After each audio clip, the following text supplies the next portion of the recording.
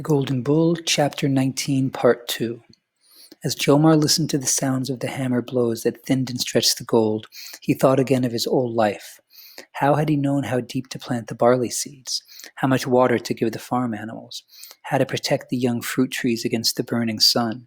He knew because he had watched his father do these things, and more since he'd been a little boy. He smiled. For the first time he realized that Abban had learned his craft in the same slow way. Jomar's musing came to an end at Siddha's command. "Bring that down," he said, pointing to a clay pot on the shelf. "Before the gilding, we must coat the wooden head in order to glue the gold to the wood." The pot was full of a congealed black sludge. "This looks like the tar we use to waterproof our boats," Jomar said.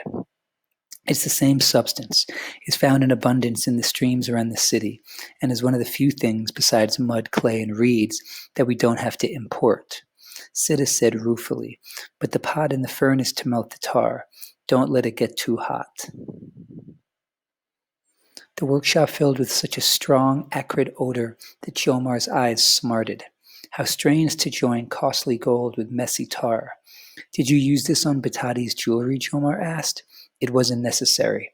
Tar is used only when gold goes on top of another material, such as reed or wood. For example, gold beads look simple, but they're difficult to do. Few know that inside the beads are small wooden balls, first covered with tar, then with gold foil." Again, Siddha was sharing a secret with him from the mysterious world of goldsmithing. "Has the tar softened?" Siddha asked after a while.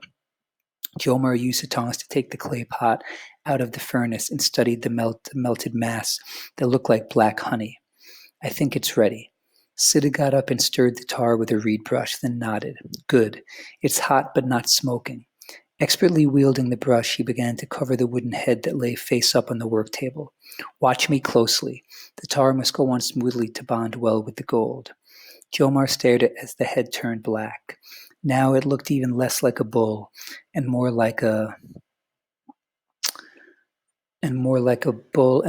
demon, with gouged pits for eyes and a double thickness of tar over its muzzle.